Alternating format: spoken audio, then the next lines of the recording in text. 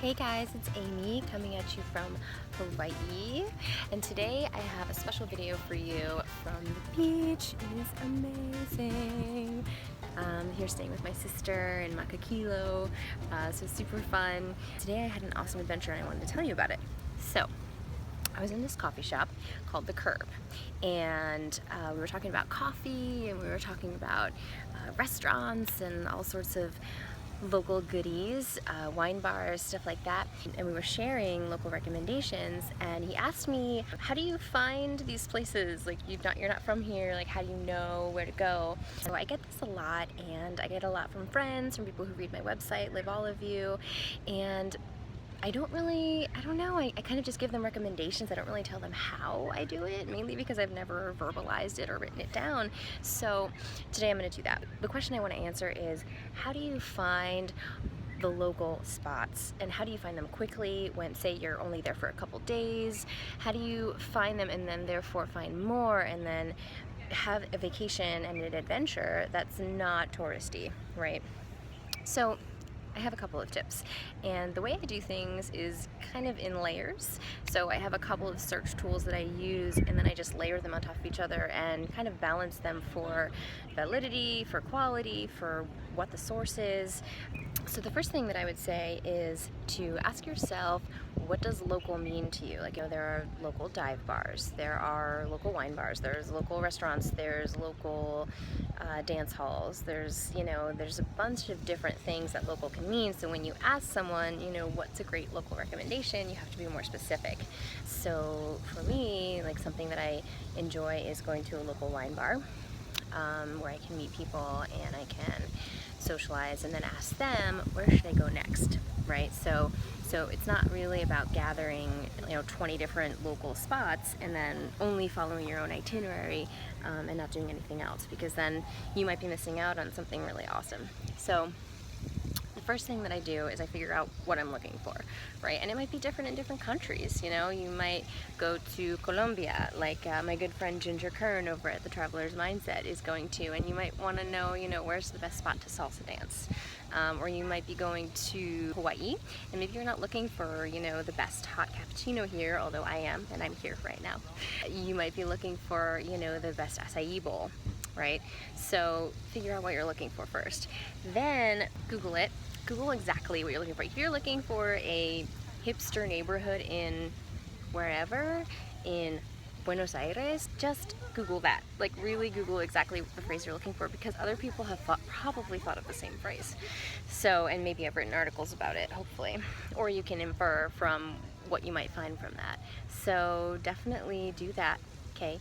Then you have, say, let's just give an example where you have 5 things that come up that look interesting. Write them down, put them in a document, or memorize them if you want, like I do. Next thing, Yelp them. Yelp all of them. Okay, so another thing, Yelp can't really be relied on all the time. Chefs' friends tell me this all the time. They're probably all rolling their eyes right now, but it can be valid. What you need to do is you need to look at the reviews. There's a lot of places where you'll find tons of 5 stars and then a lot of 1 stars. And why are there 1 stars? Usually because of the service. The check was totaled up wrong, right? Or, the server, they just didn't like what the server said or something like that. But usually that doesn't reflect on the food, and that probably won't reflect on your experience. So if something has 1 star, look at why they give it 1 star.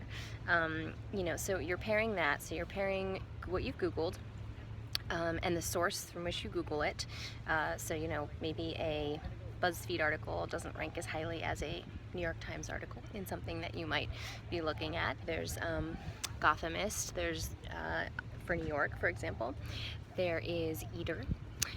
Eater magazine, I don't know that it's called magazine, but Eater is a great place to find restaurants.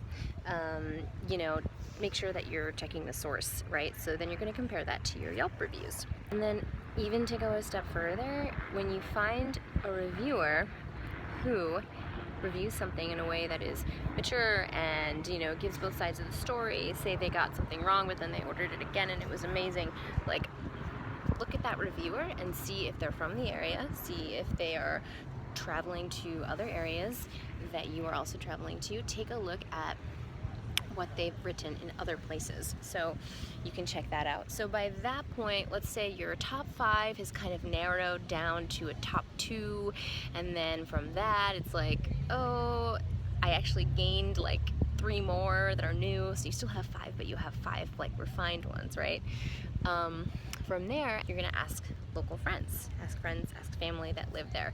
What are their local recommendations? These are especially important to take with a grain of salt because your friends and family might not have the same taste as you. So, you know, again, say we're looking for that one specific thing, like the best coffee in Oahu, for example, because this is a current thing that I'm doing. Ask Google, ask Yelp, and then ask friends and family. For example, my sister lives here, so she has some good recommendations too. So, but her taste might not be the same as mine. So then I can take into account her, I can take into account the other things I've done, and then I can see what lines up, right? So say now I've got, you know, I've kind of narrowed down one of them where it was like, oh, this one got some shady Yelp reviews, and also my sister hates it, you know, says it's horrible business practices. Okay, so now you might have, say, oh, there's people showering like right next to me. Oh yeah, I'm not gonna give you a view of that, but that'd be fun. So let's say I've got 4 recommendations for the best coffee, and you're only there for like 2 days. You know, you really want to make sure you go to the best too. For me, like a wasted like meal or coffee is really painful. That's just because I'm a foodie. Now what you might do is ask your local baristas. Go to your coffee shop and say, hey, have you ever been to Oahu, to Honolulu? Where was your favorite place to get coffee? Ask people who are interested in the same things that you are. You're going to Colombia and you're looking for the best salsa dancing. You know, you happen to have a couple of Colombian friends who visit their family a lot, you know, and they're in the salsa scene. Ask them, see what they think. Take all of this into consideration. I know this sounds like a long process, but it can be really fun because you can tie it into your excitement about the trip, right? When we go somewhere, part of the excitement is planning for it and looking at all the options for what we can do and all the things we can see and the people we can meet and the places we can go, and it's just so exciting. And so take that time when you're not feeling like, oh, this is drudgery planning something, and really look for something that's gonna sizzle your juices. I don't know if that's a phrase, but I like it. Those are my top tips for researching, for finding the best things, and I hope you find what you're looking for when you go on vacation. All right, thanks guys, bye.